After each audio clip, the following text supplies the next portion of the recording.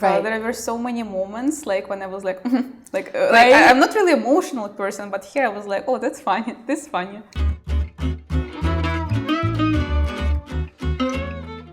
Hello everyone! From dramas to webtoons to novels, explore Korea's story with us. This is Who Reads Story. My name is An Sung-jin. I'm a news reporter, and today we have another exciting guest with us back again. Yubao, please introduce yourself. Hello, my name is Lyubava. I live and work in Seoul, South Korea. I work as a model. Nice to meet you Right, again. it's nice to have our guest back here again. Today we're going to be talking about a Netflix original titled Love Untangled. You know, for our viewers, could you, Lyubava, please introduce what the plot itself kind of is, how the storyline goes, and what, you know, the narrative for the movie itself is?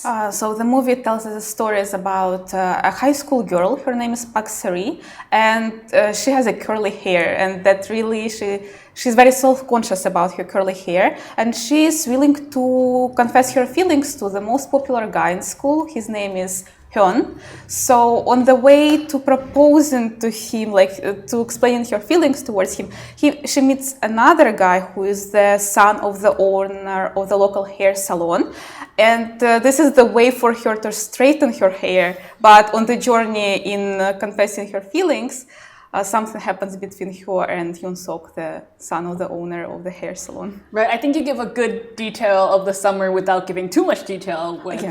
Too much detail for our viewers so they can watch it. But I guess the movie itself, the reason why it was nice and harmless is because it's not just, you know, a killing time movie, but it kind of gives another twist to perhaps some of the cliche romance movies. And I think that's why it makes the movie a bit more interesting and also watchable for not only Korean viewers, but like international viewers like yourself, I guess. Yeah. And that is why I guess there were some scenes that kind of, you know, went beyond the cliche romance movie. Could you point out a couple that were a bit different from conventional classic movies? Sure, like it actually has a lot of things that beat the cliches. Right. For example, in the beginning of the movie, a female lead saves the male lead from the water, Right. while in other movies it's a little bit reverse. Right. As well, there is a scene where a boy helps to wash the girl's hair, which is also very sweet. But even though I love romance movies and I thought there is nothing they can offer me like new, I was still surprised in a very good way. Right, and I think, you know, the scenes that you just kind of mentioned go in the opposite direction of what the conventional classic movies is, because normally it's like the boy helps out the girl, or like he does all these things for her. Usually the girl is the receiver Right. and the guy is the giver, but here it was all the way around. Right, I like the way you phrased it, the expression, like it kind of beat the cliche, so it kind of goes beyond what we think as the classic movies. And before we go into delving about the movie topic itself, I've seen a lot of comments talk about how the main character, Eunsu, is like a very innocent, pure, you know, main character, and how, you know, the movie itself feels like a fresh first love. And I guess that's how we kind of felt it, you know, it was not only emotional and also sentimental, but also at the same time we saw all those very heart-fluttering scenes, as it is a high-teen romance movie. Now I do want to delve in a bit more about the topic of the movie itself. You just mentioned how Seri, the main character, kind of tries to straighten her hair, even though her curly hair, for us, kind of looks really lovely. Like, she's very cute. I mean, like, Koreans these days, they even do perm themselves. Right, like, exactly. So, like, you know, we saw how that character was trying to change, and she also envies her friend that does, you know, like facials, and she really tries to show all the good side, or like the perfectionized side of her to the guy she likes, which I get, but also at the same time, it's kind of sad to see that one has to kind of change their self for someone else to like them. Yeah, even though Seri is very lovable with her curly hair, but the genre of romantic movies still keeps that. Like, there is always the part where the main character like trying to change her appearance, but at the same time, again, another cliche was beat because like she ended up with curly hair again. Right, so you mentioned in the beginning and just now how this movie, Love Untangled, seems to be a bit more than just a high-teen romance movie. You said that it has emotional development, character development as well. And what made you think that this movie also has all these aspects of, you know, growth of the character? Even though everyone around Seri is having the straight hair and it's considered to be very beautiful, like her twin sister has straight hair. Even her rival, who also had curly hair before, she did straighten her hair afterwards, but Seri also did the procedure Right. to make her hair straight. Straight. At the end, she accepts herself the way she is, and she found a boy, a man, who also accepted her the way she was without like her changing herself. Right. I guess that process itself of, going from I don't want, the person that I'd like to see my curly hair to eventual acceptance of, this is who I am and this is, who the person that you are going to like is going to be. So I guess, as you said, it is about that acceptance and, understanding and finding someone that understands who you are, I guess. Yes.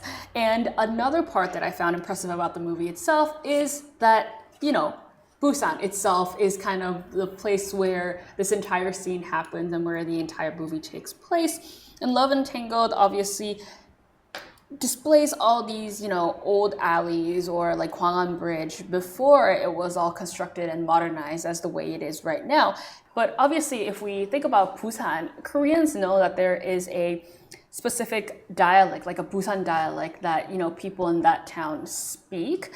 And for you, perhaps maybe, or for our international viewers who don't know about Satori, which is also known as the Korean dialect, it might have been a little bit different to hear it from normal Korean. What did you think about it? So at first I started watching it like in English, like I turned on like the English language for me to be more convenient to watch. But as soon as I realized everything is happening in Busan, I'm like, stop. I need to listen in Korean because there must be some dialect to catch. And I actually did catch, like, it's so different from how people in Seoul talk. Right. It's very melodic, but at the same time, it can be quite edgy here and there, but it was so nice to hear it.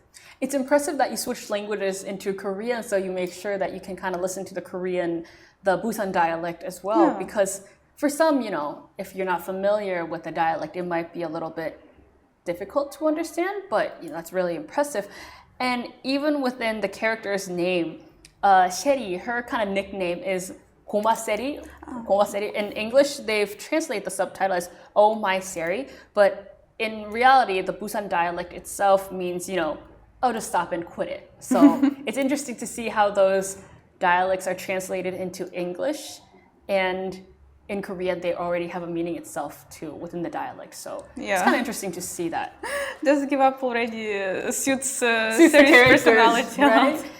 And apart from that, the actor Shin Soo, who has played Park Se-ri, Sherry, surprisingly, she's actually from Seoul. So for her to kind of pull off this Busan dialect, she said that she had to have a tutor who taught her how to speak the Busan dialect itself because it's that different. And she had to completely memorize the entire script just to make sure that the Korean dialect, or the Busan dialect specifically, came out throughout the movie, which was quite impressive for her. And the director did a really good work to catch that Busan dialect and Busan vibe in general throughout the whole movie. Right, exactly. I mean, I was able to feel it as someone from Seoul, but I guess for you, if you felt that too, I think the production crew did do a good job, which is, I guess, is a good thing. And so far, we have talked about the Netflix original Love Untangled. It is kind of nice to see a lot of dramatic, mellow movies or dramas, but this one, it's cute. It's, based on these high school students. It kind of gives you a flashback to the 1990s, and,